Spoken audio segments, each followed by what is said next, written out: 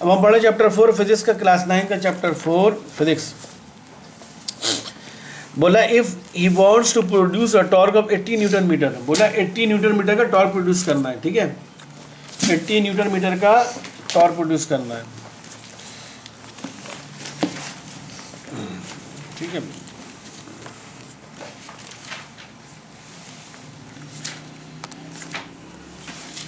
अच्छा जी, 80 newton metre का टॉर्क प्रोड्यूस होना है। टॉर्क आपको दिया हुआ है 80 न्यूटन, टॉर्क आपको दिया हुआ है 80 न्यूटन मीटर का टॉर्क प्रोड्यूस करना। बोले if want to produce torque 80 newton metre with same spanner, उसी स्पैनर से how much force is should इस पर, कितनी फोर्स लगानी पड़ेगी उसको, फोर्स निकालना है। तो आपको पता है टॉर्क का फॉर्मूला होता है फोर्स मीटर पर डिस्प्लेसमेंट। टॉर्क दिया हुआ 80 न्यूटन मीटर, फोर्स निकाला, डिस्टेंस कितना था जो पिछले क्वेश्चन में हमने निकाला था, कितना डिस्टेंस निकाला था पिछले में 4 मीटर का, 4 मीटर हमने यहाँ पर रख दिया। फोर्स बराबर 80 डिवाइड बाई 4 20, तो 20 न्यूटन की फोर्स के लिए बिल्कुल सही किया है, वेरी गुड। सबने यही किया है, समझ आई बात ये हमारा था टॉर्क का क्वेश्चन। अब लास्ट हमारे का हमारे पास है uniform ruler metre ruler is balance at 30 centimetre mark with load of 0.80 newton is hung at the 0 mark, 0 10 20 30 30, ठीक है।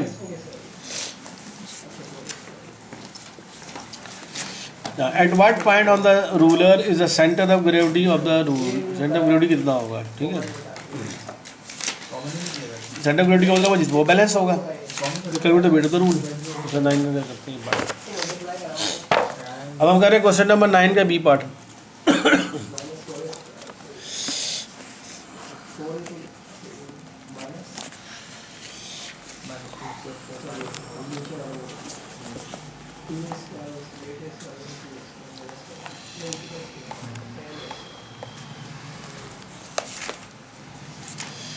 अब देखो क्वेश्चन नंबर 9 का बी पार्ट, बोला uniform metre ruler is balance at 30 centimetre, balanced है 30 सेंटीमीटर मार्क, ये ruler आपको दिया हुआ है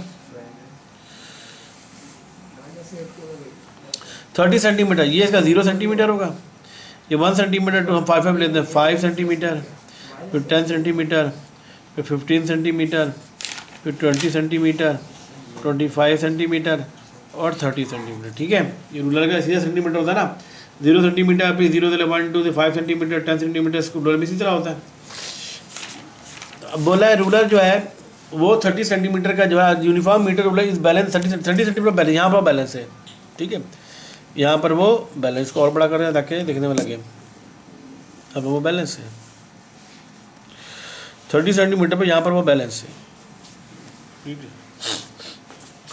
When the load of इतने Newton is hanging eight the 0, यहाँ पर आपने लोड लटकाया हुआ है 0, आपने लोड लटकाया हुआ है 0.80 न्यूटन का लोड लटकाया, 0.80 न्यूटन का आपने लोड लटकाया हुआ, वेट लटकाया हुआ, ठीक है।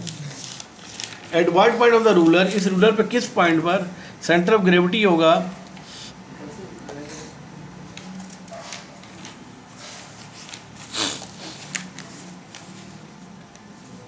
हाँ किस पॉइंट पर सेंटर ऑफ ग्रेविटी होगा वो आपको मालूम करना है। सेंटर ऑफ ग्रेविटी किस पॉइंट पर होगा जब यहाँ पर लटकाया हुआ है, सेंटर ऑफ ग्रेविटी निकालना है। तो आपको पता है टॉर्क तो फोर्स मल्टीप्लाई बाय डिस्प्लेसमेंट, ठीक है। फोर्स लग रही है 0.80 न्यूटन की फोर्स लग रही है, और वो जहाँ पर 0 और बैलेंस कहाँ पर हो रहा है, बोला यूनिफॉर्म मीटर रूलर इस बैलेंस 30 सेंटीमीटर बैलेंस हो रहा है, ठीक है, 30 सेंटीमीटर बैलेंस हो रहा है। इसका सेंटर ऑफ ग्रेविटी क्या होगा, ठीक है, सेंटर ऑफ ग्रेविटी इस पॉइंट का निकालना है। अब ये रूलर कितना बड़ा है हमें ये चेक करना पड़ेगा, सेंटर ऑफ ग्रेविटी क्या है। यहाँ पर वो बैलेंस है, हमने रोड ले लिया, हमें पता है यहाँ पर बैलेंस, यहाँ पर रोड लिख रही है, टॉर्क बराबर होता है हमारे पास फॉर्मूला होता है टॉर्क होता है फोर्स मल्टीप्लाई बाय डिस्प्लेसमेंट। कितना वेट लटकाया जाए, eight what point on the ruler is the centre of gravity of the ruler, ruler का सेंटर ऑफ ग्रेविटी कहाँ पर होगी, यानी इसको कहाँ मूव करवाया जाए, इसको कहाँ यहाँ पर मूव करेंगे, यहाँ पर सेंटर ऑफ ग्रेविटी हो जाएगी, ठीक है। यहाँ पर बैलेंस हो रहा है 30 सेंटीमीटर पर बैलेंस हो रहा है, यानी डिस्टेंस आपको डी निकालना है।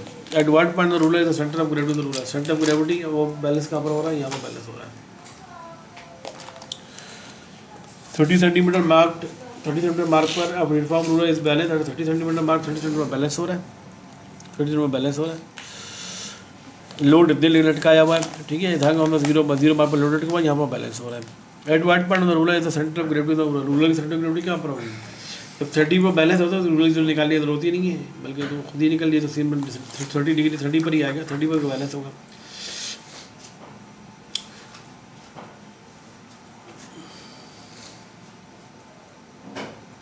यूनिफॉर्म रूलर 30 सेंटीमीटर में बैलेंस होता है, ठीक है, बैलेंस आपने कर दिया। अब आपने लोड लटका दिया उसका, लोड वैन लोड 0 पर लोड लगा तो बैलेंस होगा, ठीक है। At what point of the ruler is the centre of gravity of the ruler, ruler की सेंटर ऑफ ग्रेविटी क्या होगा? 0 पर लटकाया हुआ 30 पर बैलेंस हो रहा है, तो 30 पर सेंटर ऑफ ग्रेविटी तो सिंपल सेंटर में ही होगी, 30 होगी। और क्या होता है wait of the ruler, ruler का वेट निकालना है, रूलर का वेट इतना वेट लटकाया, हैंग एट द 0 पर वेट लटकाया हुआ है, और रूलर का वेट कैसे निकालेंगे? रूलर का वेट निकालने का फॉर्मूला क्या हमारे पास देखना पड़ेगा है, हाँ मैं दिख रहा हूँ।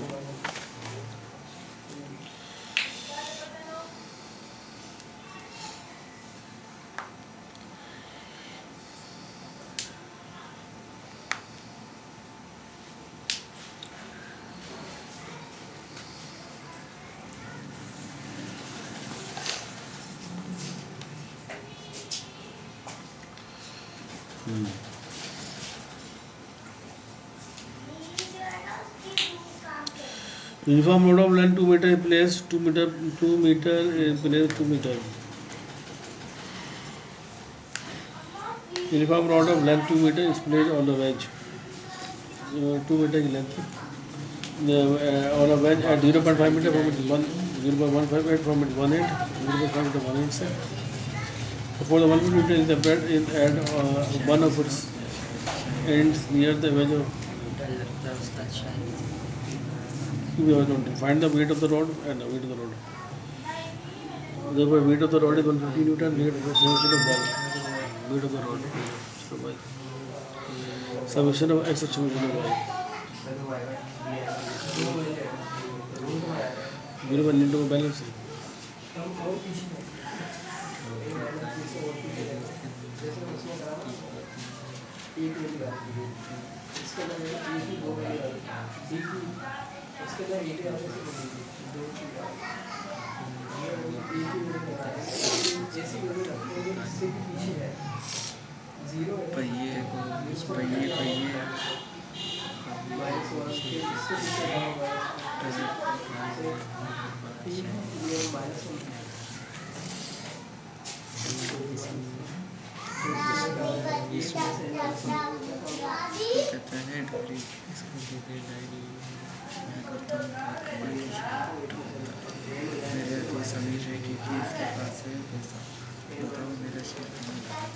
बैलेंस मतलब क्या हो जाएगा, इसको हमने फॉर्मूला वेट मल्टीप्लाई बाय नाम दे देते हैं, ए बैलेंस हो रहा है, बी और सी।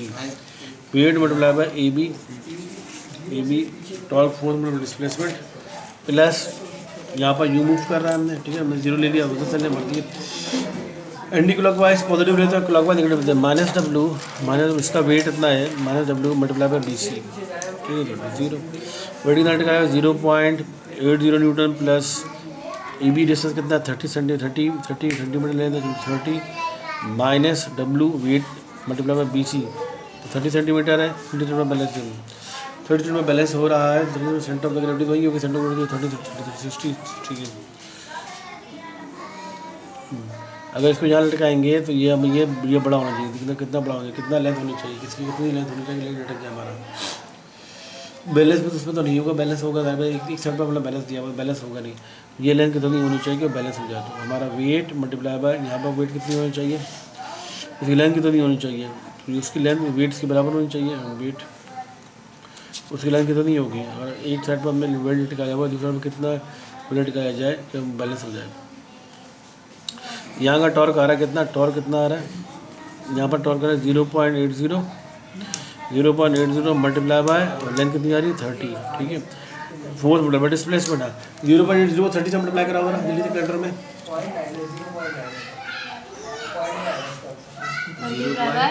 0.80 को 30 से कितना 24, ठीक है, 24 न्यूटन मीटर है, ठीक है। तो ये 24 न्यूटन, तो यहाँ पर टॉर्क इक्वल होगा 24 न्यूटन मीटर, ठीक है, वो भी टॉर्क 1 टॉर्क 2 हमारा जाएगा 24 न्यूटन मीटर, न्यूटन मीटर हो जाएगा। तो टॉर्क 2 बराबर हो जाएगा फोर्स बटल डिस्प्लेसमेंट। फोर्स डिस्प्लेसमेंट यहाँ बैलेंस कितना है, डिस्प्लेसमेंट कितनी है, फोर्स कितनी लग रही है, फोर्स इसका वेट की उसका वेट की फोर्स बटल डिस्प्लेसमेंट कितना है, इसका कितना होना चाहिए, यानी फोर्स बटल डिस्प्लेसमेंट 20 कितना आना चाहिए। तो ये बैलेंस है। तो यहाँ पर हम कहेंगे फोर्स कितनी लग रही है, यहाँ पर कितनी, अगर मैं बहुत फोर्स लगा तो लेंथ बहुत ज़्यादा होनी चाहिए। वेट कितना, जो वेट हमें नहीं पता। अच्छा, वेट सेंटर ऑफ ग्रेविटी यहाँ पर बैलेंस हो रही है। तो अगर हमने वेट लगाया हुआ, हाँ टिल्ट लगाया हुआ, बैलेंस हो जाएगा बहुत दूर जाएगा। फिर लेंथ हो जाएगी। वेट कितना है, वेट उतना ही होगा। वेट कितना है, वेट यहाँ पर जितना वेट लगाना, वेट अपने रहेगा, ठीक है। डिस्टेंस टॉर्क वेट 24, वेट कितना, वेट हमें नहीं पता। What is the weight, weight of the ruler. यहाँ पर एक साइड का बैलेंस दिया हुआ है, 0.8 हमें अगर 0 मार्क आपने कराया हुआ है। रूलर का 0 स्टार्ट होता है, बीच से नहीं सड़े, यहाँ शुरू से 0 से लेकर 30 पे चले गए आप। 30 पर आपने कर लिया, 30 पर आपने कर लिया, 30 पर हो गया। अब ये इसकी लेंथ कितनी होनी चाहिए। यहाँ पर एक वेट लटकाए, हमने वेट लटकाया, वो बैलेंस कर रहा है, बताया वेट कितना है, हमने वेट लटकाया बैलेंस कर रहा है। तो 30 पर वो बैलेंस हो रहा है, तो इसका कितना लेना होगा, वेट कितना हुआ, डेटा इनकम्प्लीट दिया हुआ। Uniform ruler balance 30 centimetre mark में load of 0.8 newton hung at the 0 mark. 0 mark में वेट लटकाया हुआ है, 30 में बैलेंस हो रहा है, वो 30 पर बैलेंस हो रहा है। तो यहाँ से यहाँ तक लेंथ, उसका लेंथ कितनी होगी, उसकी लेंथ ज़्यादा होगी, बहुत लंबी लेंथ होगी, तो जाके बैलेंस होगा। वो लेंथ तो बहुत ज़्यादा होगी, लेंथ बहुत ज़्यादा होगी। चलो वेट कितना हो रहा है, यहाँ पर कितना वेट, यहाँ पर वेट अप्लाई नहीं करा, इसकी लेंथ कितनी होगी, वेट हमें नहीं लटकाया।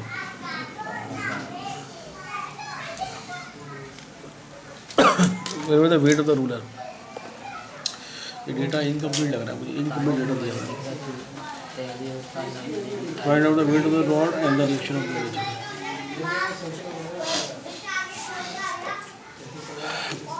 What W applying second condition equilibrium thermo, ठीक है। जीरो भी इक्वल चाहिए, यहाँ पर बैलेंस होगा। No uniform component and 4 of the applied. One of the near the horizontal uniform road uniform road real rule is balance at 30 centimeter. 30 balance centimeter mark, 30 centimeter mark पर balance हो रहा है वो 30 centimeter mark when the load of the meter is length is placed on the centimeter.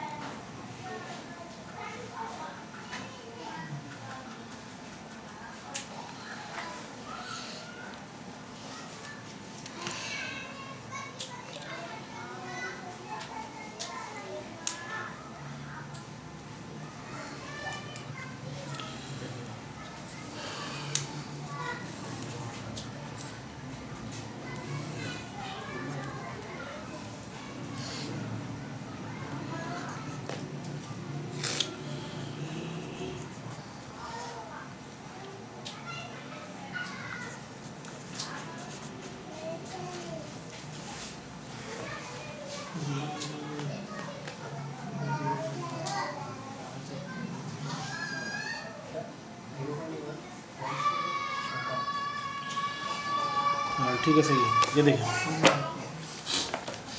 अब देखें, मैं समझा रहा हूँ, ये देख लें।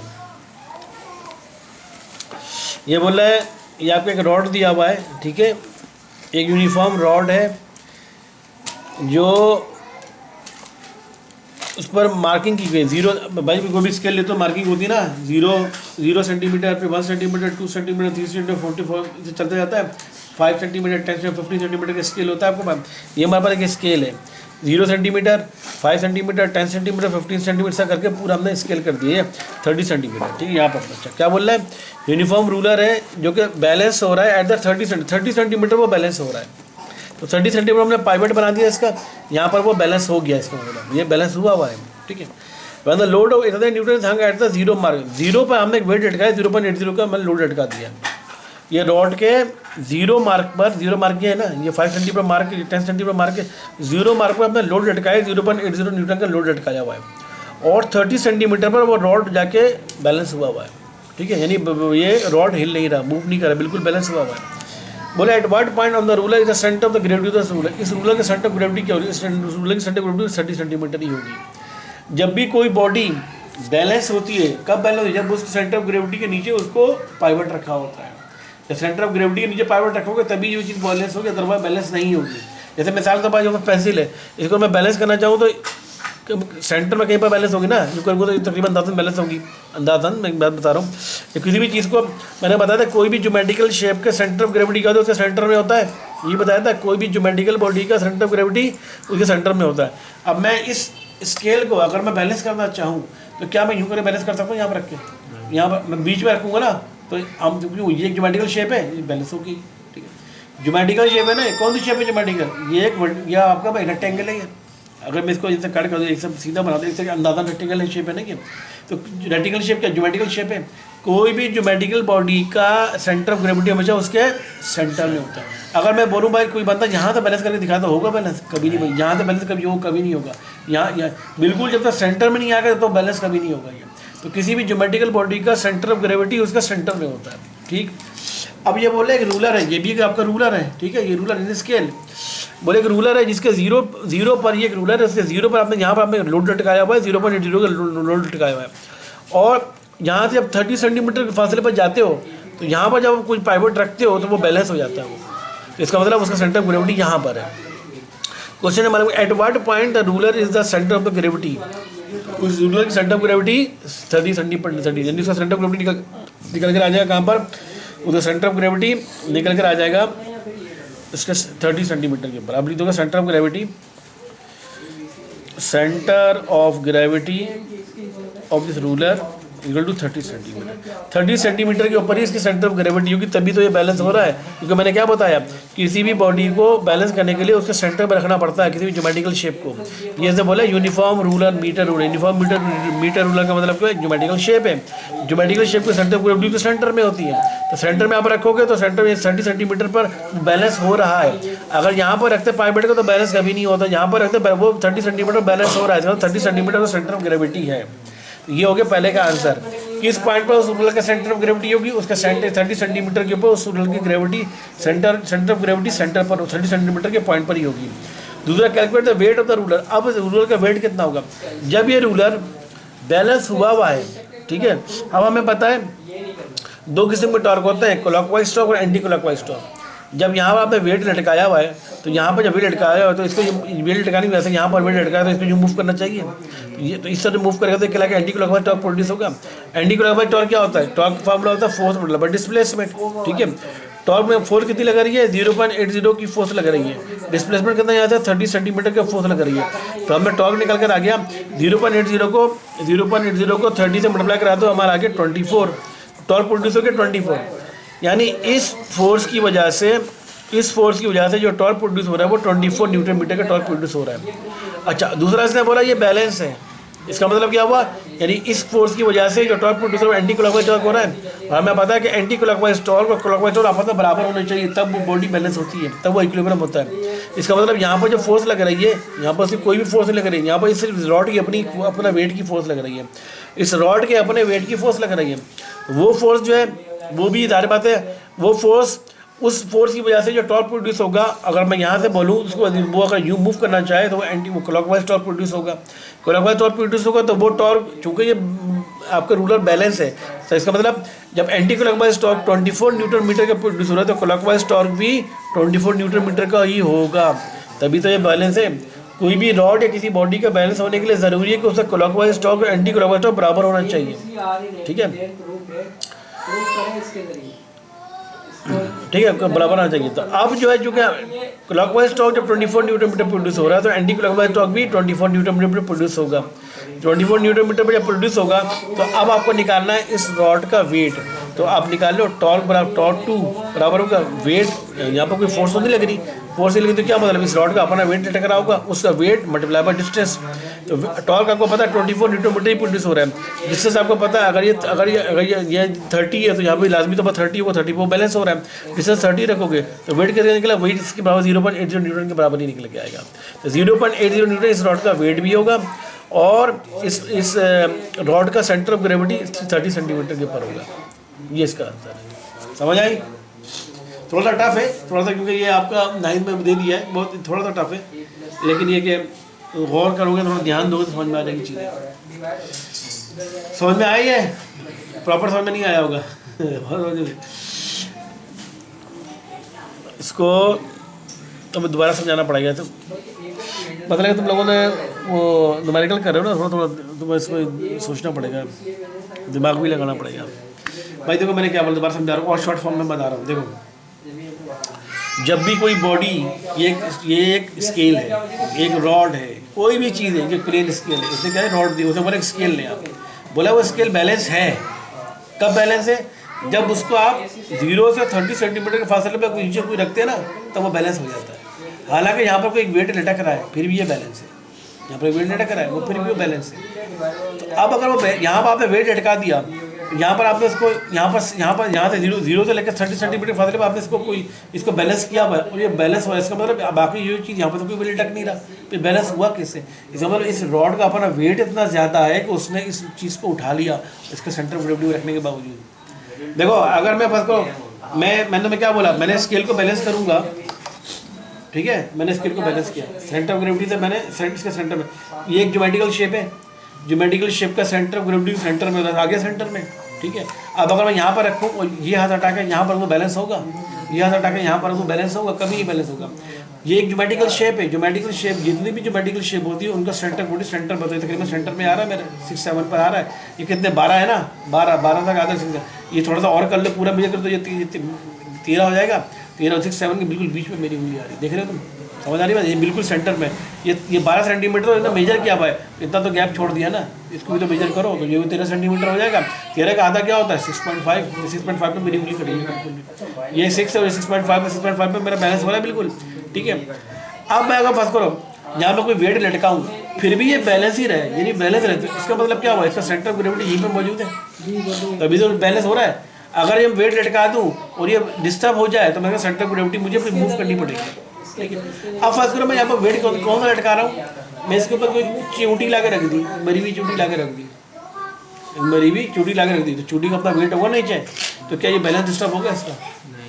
नहीं बैलेंस हो, वेट ही इतना अलग है कि वो वैसे फर्क ही नहीं पड़ेगा। जब तक मैं बहुत ज़्यादा वेट ना रख दूँ, मैं मरी हुई चींटी ला के रख दूंगा तो इस पर कोई फर्क नहीं पड़ेगा, ये फिर भी बैलेंस ही रहेगा क्योंकि वेट ही इतना हल्का है, तो मेरा सेंटर ऑफ ग्रेविटी यहीं पर रहेगा, मौजूद बन रहेगा। समझ आ रही बात? ये इसी तरह इस केस में हुआ है। इस केस में क्या हुआ है, ये रॉड थी, रॉड को बोल रहा है यहाँ पर हमने वेट लटका दिया, वेट 0.80 इतना छोटा वजन है कि फिर भी वहाँ पे वो बैलेंस हुआ वो मौजूद है। जैसे मैंने मिसाल दी कि जब चूड़ी यहाँ पर रख दो, छोटी सी मरी हुई, तो अब ये बैलेंस डिस्टर्ब नहीं होगा क्योंकि यहाँ पर बैलेंस मौजूद है, क्योंकि वेट ही इतना हल्का है, ठीक है। अच्छा अब क्या बोल रहा है, अब ये बोल रहा है कि बताओ इस रॉड का अपना वजन बताओ, इस रॉड का पहले तो ये बताओ सेंटर ऑफ ग्रेविटी कहाँ पर होगी, तो सेंटर ऑफ ग्रेविटी कहाँ पर, यहीं पर रहेगी, क्योंकि मैंने जब यहाँ पर मरी हुई चूड़ी ला के रख दी तो कोई फर्क पड़ा मेरे सेंटर ऑफ ग्रेविटी में, मुझे इसको मूव कराना पड़ा कि सेंटर ऑफ ग्रेविटी में उंगली उधर करूँ, क्योंकि वेट ही इतना हल्का था, मैं सेंटर ऑफ ग्रेविटी यहीं पर मौजूद रहेगा, मेरे को फर्क नहीं पड़ेगा, ठीक है। तो वेट कितना था 0.80 न्यूटन, बहुत छोटा वेट था, तो सेंटर ऑफ ग्रेविटी हमारा कोई फर्क नहीं पड़ेगा। हाँ नहीं जाओ, सेंटर ऑफ ग्रेविटी में कोई फर्क नहीं पड़ेगा, सेंटर ऑफ ग्रेविटी, तो उसने ये क्वेश्चन पूछा था किस पॉइंट पर इस रूलर का सेंटर ऑफ ग्रेविटी है, तो सेंटर ऑफ ग्रेविटी यहीं पर रहेगा उसका, यानी 30 सेंटीमीटर की डिस्टेंस पर ही रहेगा। ये पहले के क्वेश्चन का आंसर। दूसरा बोल रहा है अब इस रूलर का अपना वेट बताओ, इस रूलर का अपना कितना वेट था, तो उस रूलर का वेट कितना, तो हमें पता है कि जब इसको हमें पता है कि इस पॉइंट पर जब सेंटर ऑफ ग्रेविटी की है तो यहाँ से प्रोड्यूस, यहाँ पर जो इसका वेट लटकाया हुआ है मैंने, उससे जो टॉर्क प्रोड्यूस होगा वो होगा एंटी क्लॉकवाइज टॉर्क, ये मूव करेगा ना, मूव करना चाहिए। और यहाँ से जब यहाँ पर जो मैंने कोई चीज़ लटकाई भी नहीं है, यहाँ तक अगर मैं कोई चीज़ लटकाऊँ भी या फिर ना भी लटकाऊँ, अगर मैं यहाँ से मूव करवाऊँ तो यहाँ से क्लॉकवाइज टॉर्क प्रोड्यूस होगा। जब और ये बॉडी बैलेंस भी मौजूद है, बैलेंस उसी सूरत में मौजूद होती है कोई भी बॉडी जब उसका एंटी क्लॉकवाइज टॉर्क और क्लॉकवाइज टॉर्क बराबर आ जाए, तभी बैलेंस, अदरवाइज बैलेंस नहीं होगी। या दूसरे लफ्जों में तमाम टॉर्क का सम जीरो आना चाहिए, ये पढ़ना कंडीशन, तमाम टॉर्क का सम जीरो आना चाहिए। तमाम टॉर्क का सम जीरो आए या एंटी क्लॉकवाइज टॉर्क और क्लॉकवाइज टॉर्क की वैल्यू बराबर आ जाए, समझ जाओ चीज़ बैलेंस है, ठीक है। अब एंटी क्लॉकवाइज टॉर्क का मैं निकाल लिया, 24 न्यूटन मीटर निकल कर आ गया। टॉर्क होता है फोर्स मतलब डिस्प्लेसमेंट, फोर्स कितनी लग रही थी यहाँ पर 0.80 न्यूटन, बहुत छोटी थी फोर्स लग रही थी। डिस्टेंस कितना था यहाँ याद है 30 सेंटीमीटर का, 4 मीटर पर डिस्टेंस निकाले 24 न्यूटन मीटर का टॉर्क हमारा प्रोड्यूस हो गया। इसका मतलब जब क्लॉकवाइज टॉर्क, ये तो एंटी क्लॉकवाइज हमने टॉर्क निकाला, क्लॉकवाइज टॉर्क भी 24 न्यूटन मीटर का होना चाहिए तभी तो ये बैलेंस होगा। तो क्लॉकवाइज टॉर्क निकालने के लिए मैं लिख दिया, वो भी टॉर्क 2 लिखा है, वो 24 न्यूटन मीटर लाजमी होना चाहिए, ठीक है।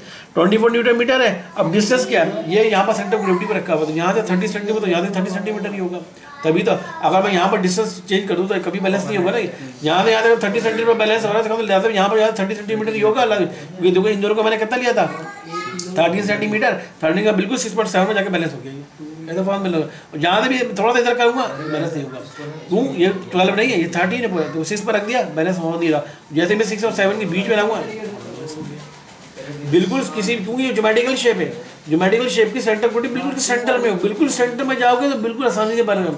अब ये मेरी इतनी मोटी उंगली की वजह से बैलेंस नहीं है, मैं एक बारीक से पेंसिल भी रख दूँ तरीके से तो उससे भी बैलेंस हो जाएगा, लेकिन centre of gravity, exact centre of gravity मुझे मेजर करना होगा। अभी देखो इन्होंने इतना गैप छोड़ा हुआ है, इन्होंने बोला यहाँ से यहाँ तक 12 सेंटीमीटर है, ये तो इन्होंने छोड़ दिया ना, इसका भी तो वजन होगा ना, नीचे गिर रहा है, इसका वजन तो नीचे जा रहा है, इन्होंने मेजर तो नहीं किया। अब मैं ये भी अगर मेजर करूँ और फिर उस मेजर को फर्स्ट करो 13 आता है, 30 सेंटीमीटर आता है, 30 सेंटीमीटर बिल्कुल 2 से डिवाइड कर दो, कितना आएगा 6.5, तो बिल्कुल 6.5 में आपको बारीक से पिन भी रख दूंगा तो बिल्कुल बैलेंस हो जाएगा ये, क्योंकि ये बॉडी ज्योमेट्रिकल शेप है, ज्योमेट्रिकल शेप की बॉडी हमेशा सेंटर में, उसके सेंटर में बैलेंस होती है। तो अब हमने पहली चीज़ तो ये निकाल ली कि पहली चीज़ ये मालूम करना था किस पॉइंट पर सेंटर ऑफ ग्रेविटी, तो जब यहाँ से यहाँ तक 30 सेंटीमीटर, तो यहाँ से यहाँ तक 30 सेंटीमीटर हो तभी तो वो बैलेंस हो रहा है, तो हमारा पहला निकल के आ गया 30 सेंटीमीटर पर ही वो बैलेंस होगा। दूसरा क्वेश्चन ये था अभी इसका वेट मालूम करो, इसका वेट क्या होगा, तो हमें पता है टॉर्क, हमें पता है यहाँ से एंटी क्लॉकवाइज टॉर्क, यहाँ से क्लॉकवाइज, दोनों बराबर होने चाहिए तभी तो बैलेंस हो रहा है। एंटी क्लॉकवाइज टॉर्क हमारा है 24 न्यूटन, मतलब इसका मतलब क्लॉकवाइज टॉर्क भी 24 न्यूटन मीटर होगा, वो भी हमें मिले 24 न्यूटन मीटर। टॉर्क हमें पता है क्लॉकवाइज 24 न्यूटन मीटर, डिस्टेंस हमें पता है 30 सेंटीमीटर, तो हमें वेट निकाल लेंगे। अब इसका वेट निकल कर आ जाएगा, तो वेट निकल गया आपने, वेट क्या है इसका अंदर जो फोर्स लग रही है, फोर्स तो कुछ नहीं लग रही, इसका अपना वेट फोर्स लगा रहा है, वो फोर्स हमने निकाल ली, तो 24 को इस डिस्टेंस 30 से डिवाइड करा तो वही दोबारा निकल के आ जाएगा 0.80 न्यूटन आ जाएगा, तो वो आ जाएगा इसका न्यूटन। यानी इस बॉडी का ये जो रूलर था, इस रूलर का वेट 0.80 न्यूटन वेट है, और इस रूलर का सेंटर ऑफ ग्रेविटी 30 सेंटीमीटर पर मौजूद है। समझ आएगी।